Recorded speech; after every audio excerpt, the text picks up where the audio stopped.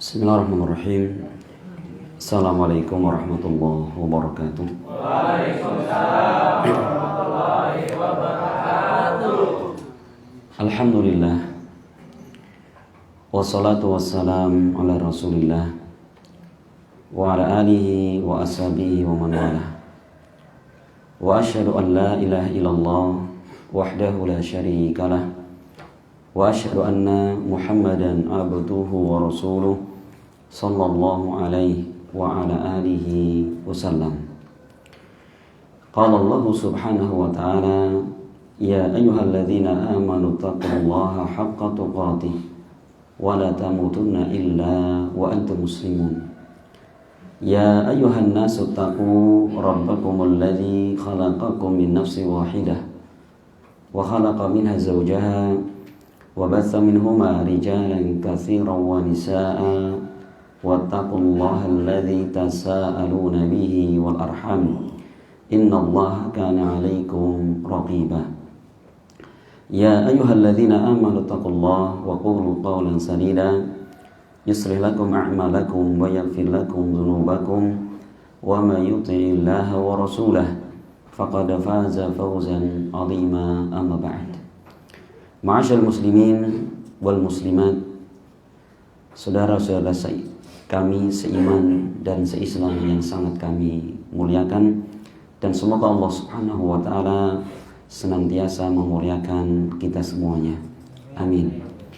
Alhamdulillah, di pagi yang cerah ini kembali Allah Subhanahu wa taala mengumpulkan kita semua dalam rangka sama-sama kita untuk saling memberikan nasihat, sama-sama kita mengumpulkan bekal yang akan kita bawa menghadap kepada Allah Subhanahu wa taala. Yang kita tahu bahwa tidak ada bekal yang bermanfaat ketika kita bertemu dengan Allah Subhanahu wa taala melainkan bekal iman, takwa, dan amal soleh. Adapun bekal-bekal selainnya, apakah itu harta benda, apakah itu kedudukan dan jabatan, maka tidak ada manfaatnya sama sekali. Ya, sebagaimana Allah juga mengkhabarkan kepada kita semua pada hari kiamat itu, yauma la yanfa'u malu wala banun illa man atallaha biqalbin salim. Hari kiamat adalah suatu hari yang dimana tidak lagi bermanfaat harta benda dan juga anak-anak, melainkan orang-orang yang datang kepada Allah dengan membawa hati yang selamat, yaitu hati yang dipenuhi dengan pengagungan kepada Allah Subhanahu wa taala, hati yang senantiasa menginginkan mentaatinya, dan hati yang senantiasa rindu akan bertemu dengan Allah Subhanahu wa taala. Maka teman-teman sekalian, sekali lagi bahwa nikmat berkumpulnya kita di pagi kali ini ternyata nikmat yang sangat besar. Ma'asyiral muslimin wal muslimat rahimani wa rahmakumullah. Insyaallah kita akan kembali melanjutkan pembahasan kita yang mana kita masih menjelaskan tentang perjalanan hidup manusia setelah kematian. Ya, sudah kita jelaskan di awal pembahasan bahwa kehidupan manusia yang sebenarnya adalah nanti, yaitu setelah kematian. Adapun di dunia ini adalah waktu yang sangat terbatas, waktu yang sangat singkat, yang kita saja yang menjalani tidak tahu sampai kapan kita berada di muka bumi ini. Ya, karena itu semua adalah apa? Ketentuan Allah Subhanahu wa taala. Yang kapan Allah tentukan kita harus kembali menghadap kepadanya, maka kita harus siap.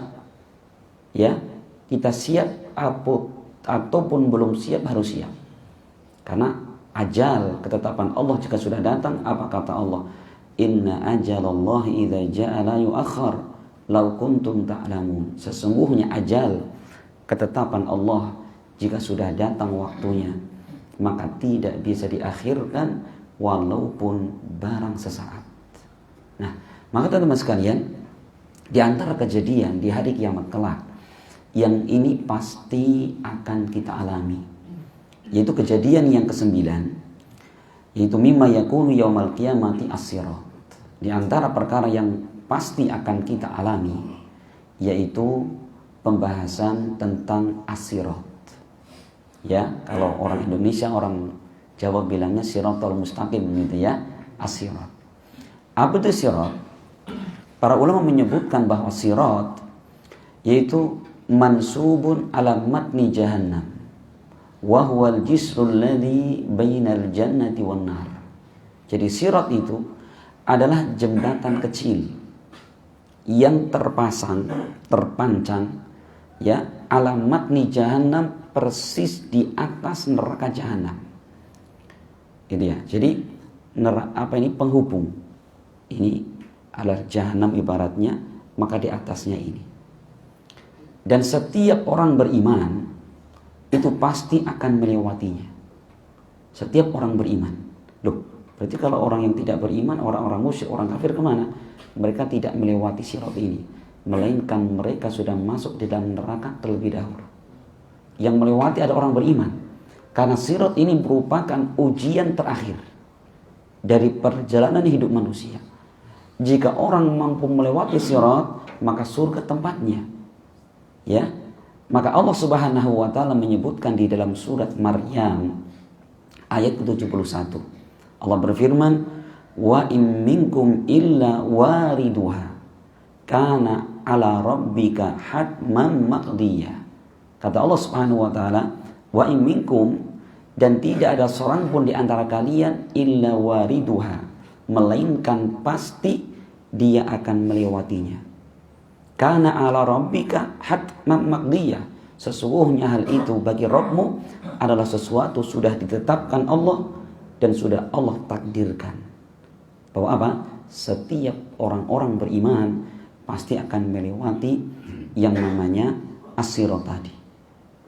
Gitu ya. Yang dimana tadi? Di atas neraka jahanam. Yang kita tahu teman-teman sekalian bahwa kejadian itu bukan kejadian sederhana. Ya, sampai Nabi kita Muhammad SAW pernah menyebutkan bagaimana tentang kondisi sirat ini. Apa mungkin jalan lebar, ya, atau jalan seperti apa? Maka diriwayatkan dalam hadis yang diriwayatkan Imam Muslim, Abu Sa'id Al-Khudri, beliau pernah mengatakan, kata Abu Sa'id, "Balaghani annal jisra adaqu minasy-syi'ri wa ahadu minasayf." Telah sampai berita kepadaku, itu berita dari Nabi, bahwa sirat ini, jembatan ini, keadaannya adalah lebih adaq, lebih kecil dari sehelai rambut, wa ahad minasayf, dan lebih tajam daripada sebilah pedang. Mungkin kita berpikir, mana mungkin Ustaz orang bisa lewat. Nah itu, karena di hari itu yang berbicara bukan kepandaian. Keadaan di hari kiamat itu tidak seperti di dunia ini. Ya, kita bayangkan teman sekalian, itu lebih kecil dari sehelai rambut, lebih tajam dari pedang. Kemudian jembatan itu dipasang di atas jahanam. Memang jahanam seperti apa? Sudah pernah kita gambarkan bahwa neraka jahanam itu, dalamnya itu, ya diterangkan dalam hadis yang diriwayatkan oleh Imam Bukhari, Imam Muslim. Abu Hurairah pernah bercerita, beliau mengatakan, "Kunna ma'a Rasulillah id sami'a wajbatan." Dulu kami pernah bersama dengan Nabi.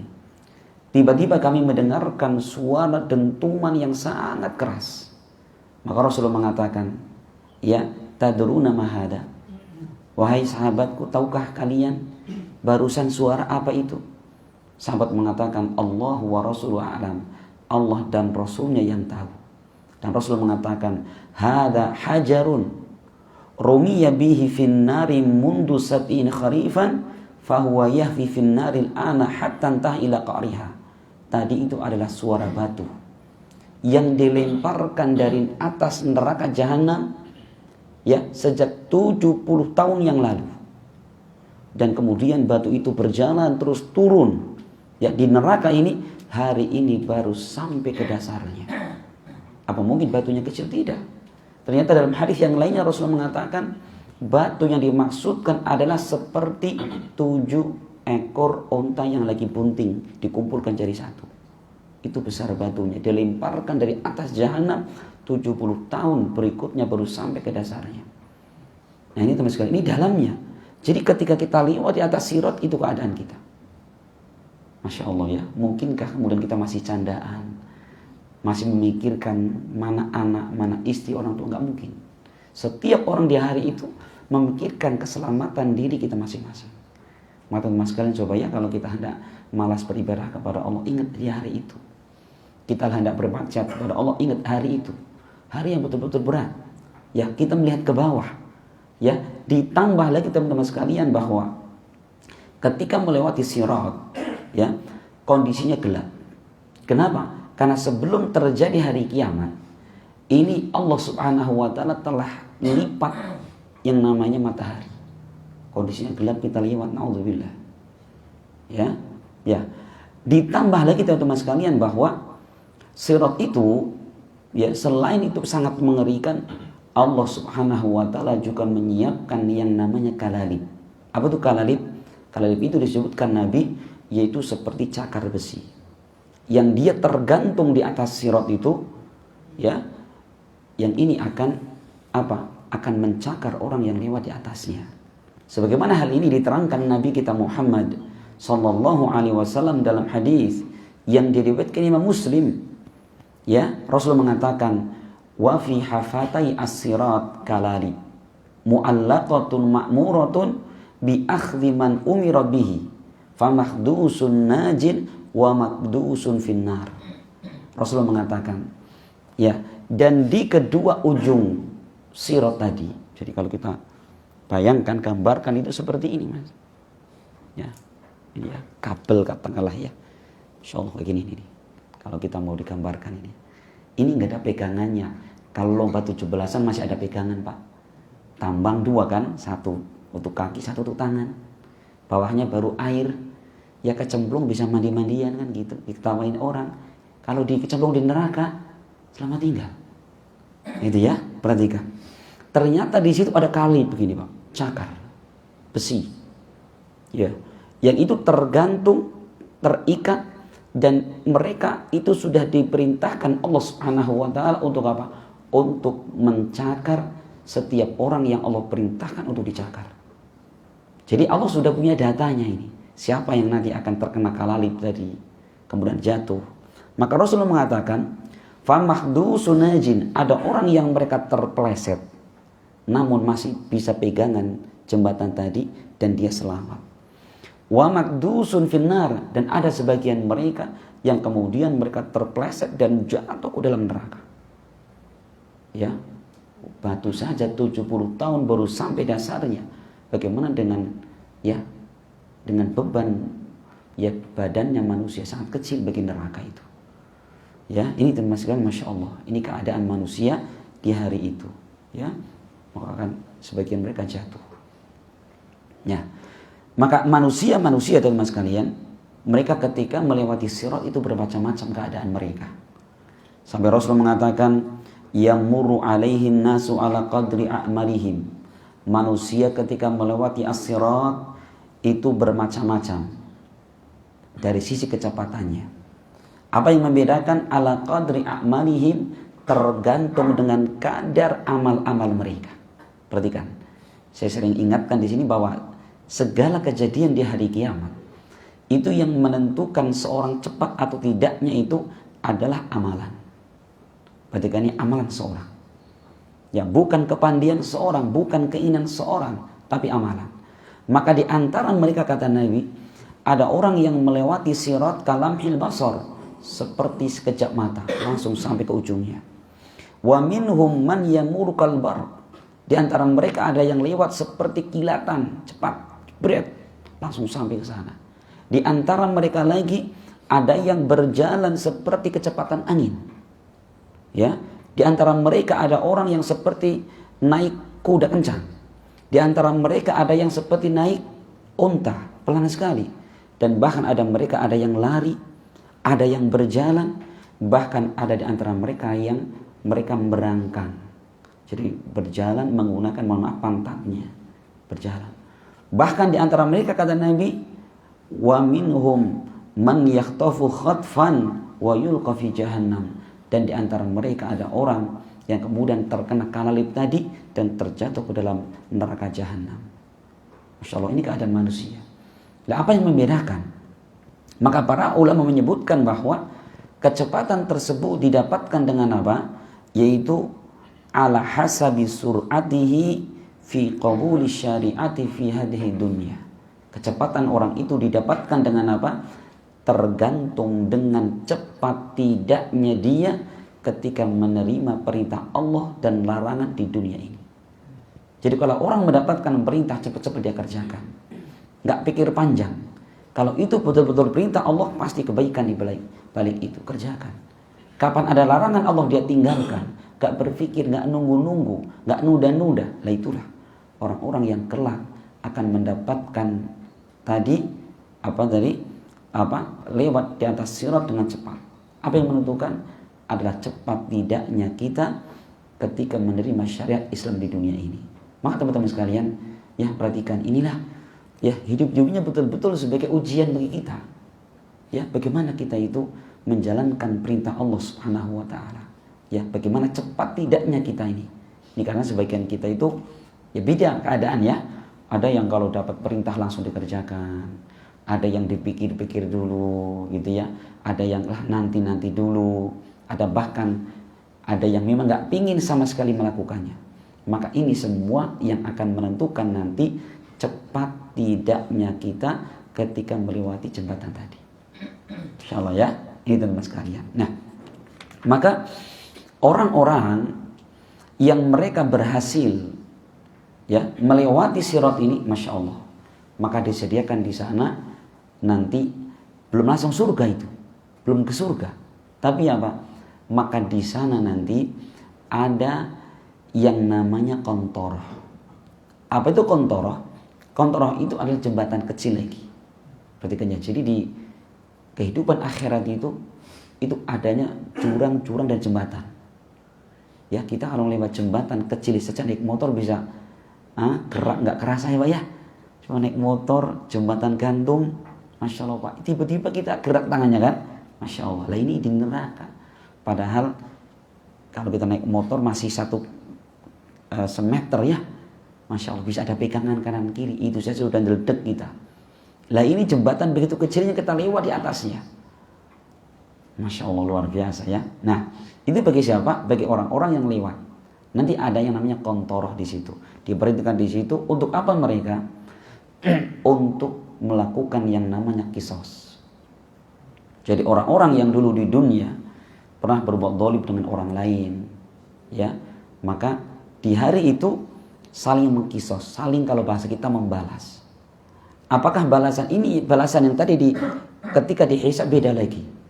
Kalau di kontoroh ini, yaitu sifatnya adalah untuk menghilangkan rasa benci dan dendam di hati orang-orang beriman yang akan masuk surga.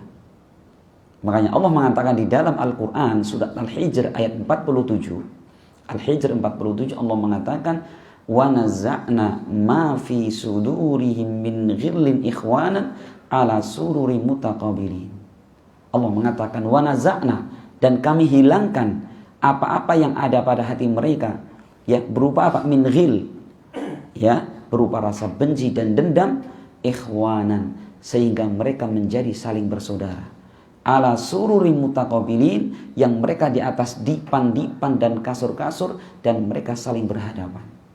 Jadi teman-teman sekalian perhatikan ini. Jadi orang ketika masuk surga, masya Allah Pak, sudah tidak ada iri, dendam, benci sesama penghuni surga. Itu nikmat yang luar biasa Pak. Ya ini nikmat yang jarang disebut-sebut manusia terhadap nikmat yang di surga itu. Yaitu apa? Tidak ada rasa benci sesama penghuninya. Coba andaikan Bapak sekalian, kita punya tetangga. Jangan banyak-banyak lah, kita punya tetangga 5 saja. Keadaan mereka gak pernah iri sama kita, gak pernah benci sama kita, tulus dalam mencintai kita. Kira-kira tenang gak hati kita? Tenangnya luar biasa. Ditambah lagi Allah gambarkan di surga itu ala sururi mutaqabilin, mereka di atas dipan saling berhadapan. Perhatikan, kenapa? Ini menunjukkan bagaimana kasih sayang sesama mereka. Coba orang kalau nggak suka itu akan apa? Ketemu buang muka. Satu ngasih pantat nanti ya, ini untuk kamu pantat saya, kan gitu. Gitu. Tapi kalau orang sama-sama suka, masya Allah, berhadapan-hadapan, gitu ya, masya Allah. Di surga itu seperti itu. Maka luar biasa ini. Ini bagi orang yang apa? Orang yang sukses melewati sirat. Nah sekarang bagaimana nasibnya orang-orang yang mereka apa? Tercebur di dalam api neraka. Ya, loh Ustaz, berarti kalau seperti itu bagaimana? Apakah neraka yang dimasuki orang-orang kafir yang sudah masuk dulu itu sama dengan neraka yang menjadi tempatnya orang yang terpleset dan kecemplung neraka? Ya, secara zahir ayat sama. Cuman tentunya siksaan di dalamnya berbeda-beda. Ya, siksaan orang beriman yang bermaksiat kepada Allah Subhanahu wa taala tentunya tidak sekeras siksaan yang Allah berikan kepada orang yang kafir sama sekali. Ya, namun teman-teman sekalian perhatikan. Ternyata bahwa orang-orang beriman yang mereka sangat terpaksa masuk dalam neraka disebabkan kemaksiatan mereka. Anggota tubuh mereka tidak semua terbakar dengan api neraka. Ada beberapa anggota tubuh yang tidak tersentuh api neraka.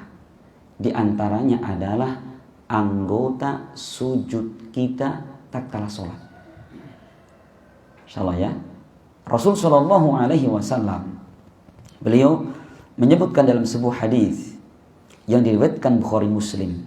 Rasul mengatakan, "Idza aradallahu rahmatan man arada min ahli nari amarallahu al-malaikah an tukhriju man ya'budullah fatukhrijunahum wa ya'rifunahum bi athari sujud." Rasul mengatakan, apabila Allah Subhanahu wa taala menginginkan memberikan rahmat kasih sayangnya kepada orang yang Allah inginkan berikan kasih sayang dari penduduk neraka, gimana caranya? Allah perintahkan para malaikat untuk mengeluarkan setiap orang yang beribadah kepada Allah. Insyaallah ini Allah kalau menginginkan kasih sayang pada hambanya gitu, perintahkan malaikat, wahai malaikatku, keluarkan orang-orang yang pernah beribadah kepadaku. Lah bagaimana malaikat itu milih-milih orang, kan orangnya banyak sekali. Ternyata Rasulullah mengatakan, wa ya'rifunahum bi athari sujud. Ternyata malaikat mengenali orang-orang di neraka yang pernah ibadah kepada Allah adalah apa? Dengan bekas sujudnya mereka. Wajahnya, ya, kedua telapak tangannya, kemudian lututnya dan ujung kakinya itu tidak terbakar di api neraka. Masih utuh. Ya, masih utuh. Maka akhirnya apa? Akhirnya malaikat mengeluarkan. Dan Rasul mengatakan, wa haramallahu 'alan nari an ta'kula athara sujud. Dan Allah mengharamkan neraka untuk membakar dan memakan bekas-bekas sujud. Fayakhrujuna minan nari, ya, maka mereka akhirnya keluar dari neraka. Faqulu ibni Adam ta'kuluhu naru illa athara sujud. Dan setiap manusia yang masuk ke neraka, maka anggota tubuhnya akan dibakar dengan api neraka kecuali anggota-anggota sujudnya. Insyaallah ini teman sekalian, lagi-lagi apa? Salat kita yang akan menyebabkan selamatnya kita di hari kiamat. Ini. Selain daripada itu teman sekalian, bahwa anggota tubuh manusia yang tidak akan termakan api neraka adalah siapa? Yaitu mata. Itu Rasul menyebutkan dalam hadis diriwayatkan Imam Tirmidzi. Rasul mengatakan, ainani la tamassuhuman nar. Ada dua jenis mata yang tidak akan pernah tersentuh oleh api neraka. Yaitu mata seperti apa? Yang pertama, tentunya bukan mata keranjang nih, Pak, ya. Kata mata keranjang malah jadi tempat apa nanti berkobarnya api neraka di situ. Berarti kan ya, mata keranjang, mata baskom, gitu ya, apalagi mata ember, berarti kan itu ya, hati-hati. Tapi kata Rasul, mata yang tidak akan tersentuh api neraka yang pertama adalah ainun bakat min khasyatillah. Itu mata yang menangis karena takut kepada Allah. Pernah nggak kita Bapak sekalian ingat betapa besarnya dosa yang pernah kita lakukan, sedikitnya amal soleh yang kita perbuat, dan kita ingat bagaimana dahsyatnya neraka, bagaimana dahsyatnya neraka Allah Subhanahu wa taala. Pernah nggak hal itu menjadikan hati tergetar dan mata menangis? Kalau itu yang terjadi, masya Allah, kabar gembira, itu ya, kabar gembira. Ini yang pertama. Adapun jenis mata yang kedua, kata Nabi, wa ainun batat tahrusu fi sabilillah, yaitu mata yang begadang semalaman tidak tidur karena berjaga-jaga di jalan Allah Subhanahu wa taala. Itu ya, ketika mereka berjihad, berperang, sehingga tidak ada kesempatan untuk tidur malam. Kenapa? Berjaga-jaga di perbatasan. Ini kata Rasul, dua jenis mata yang tidak akan pernah tersentuh oleh api neraka.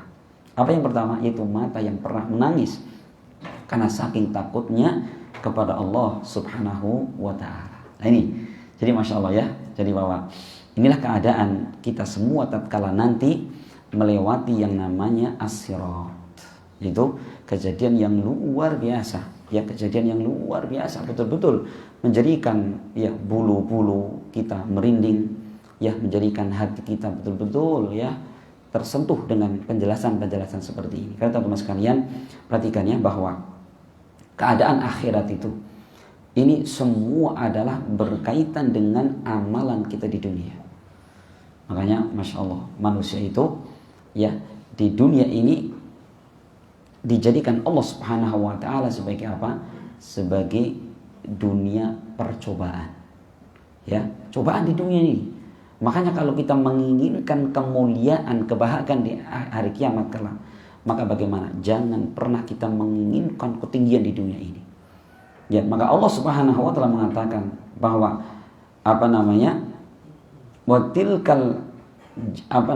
dan itulah negeri akhirat. Naj'aluha lilladzina yuriduna 'uluwan fil ardi wala fasada.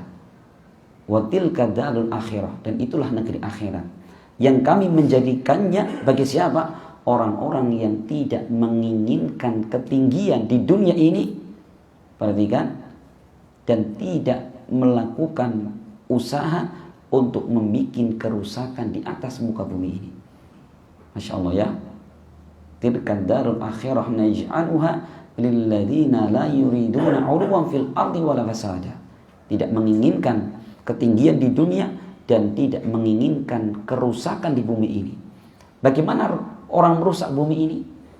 Ternyata bukan merusak bumi itu kita buang sampah sembarangan, tetap termasuk merusak bumi. Tapi merusak bumi itu disebutkan para ulama dengan cara apa? Yaitu kita berbuat syirik kepada Allah Subhanahu wa taala dan melakukan kemaksiatan. Maka kemaksiatan yang dilakukan seorang itu hakikatnya mereka membuat kerusakan di atas muka bumi ini. Gitu ya. Makanya di antara kemaksiatan yang paling besar kesyirikan kepada Allah Subhanahu wa taala. Ini yang menyebabkan kenapa bencana alam senantiasa menimpa suatu negeri. Itu kenapa? Yang paling besar adalah syirik kepada Allah Subhanahu wa taala. Coba kalau kita buka di dalam surat Maryam. Allah menyebutkan ayat berapa lupa saya itu, 23 atau berapa itu. Allah menyebutkan bagaimana bahwa kesyirikan kepada Allah inilah yang menyebabkan terjadi malapetaka di dunia. Allah mengatakan, wa qalu takhadar rahman walada laqad ji'tum syai'an idda. Ya, kata Allah, mereka orang-orang musyrik mengatakan Allah punya anak. Maka Allah bantah mereka, laqad ji'tum syai'an idda. Sungguh kalian telah datang dengan membawa perkara yang sangat mungkar. Perhatikan, ternyata ucapan mereka ini mengundang reaksi langit, bumi dan gunung. Apa reaksinya?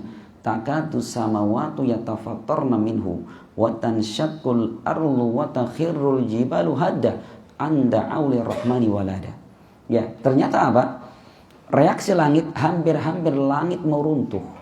Bumi mau terbelah dan gunung akan hancur. Kenapa? An da'u lirrahmani walada. Ketika mereka menuduh Allah punya anak.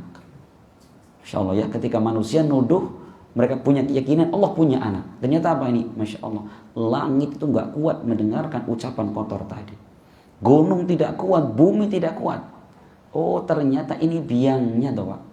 Ya, kenapa musibah senantiasa menimpa suatu negeri? Ini yang yang terjadi, yaitu seorang menuduh Allah punya anak, padahal Allah itu mengatakan dalam ayatnya lam yalid wa lam yulad. Allah tidak beranak dan Allah tidak pernah dilahirkan. Kenapa? Karena sifat punya anak itu sifat kelemahan. Kalau Allah punya anak berarti apa? Allah butuh bidan, kan gitu. Mas ada orang lahirin sendiri kan susah. Nah gitu dan seterusnya. Maka ini sekali lagi bahwa ini tuduhan-tuduhan keji kepada Allah Subhanahu wa taala. Gitu ya. Nah ini maka teman-teman sekalian, Masya Allah. Maka jangan sampai kemudian kita ada upaya untuk bikin kerusakan di bumi ini. Dengan apa? Dengan bermaksiat kepada Allah Subhanahu wa taala. Maka kemaksiatan yang dilakukan hamba itu inilah yang akan mengundang murkanya Allah Subhanahu wa taala. Ini Masya Allah teman-teman sekalian. Ini waktunya tinggal sekitar 8 menit ke depan. Ya sebelum kita tutup atau kita lanjutkan nanti, barangkali ada disampaikan atau ditanyakan, maka dipersilahkan. Nah ini spesial hadiahnya ini, Masya Allah.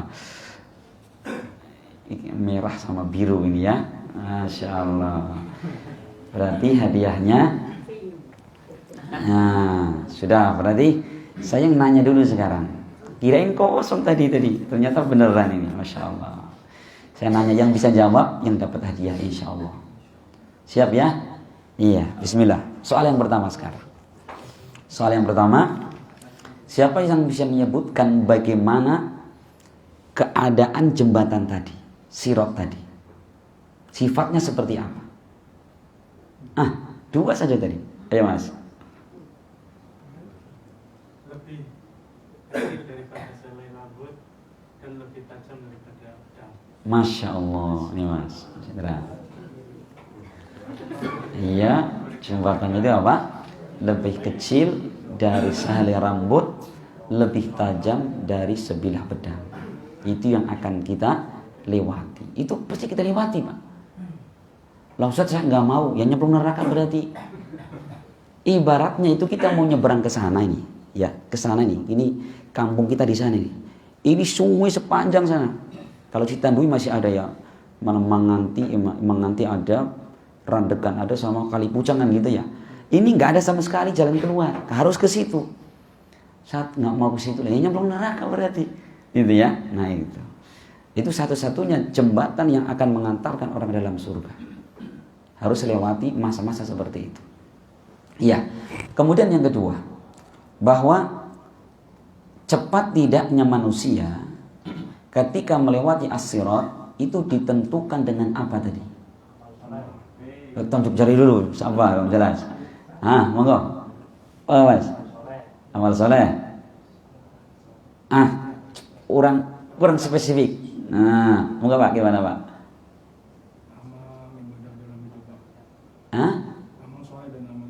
Amal ibadah. Kurang spesifik.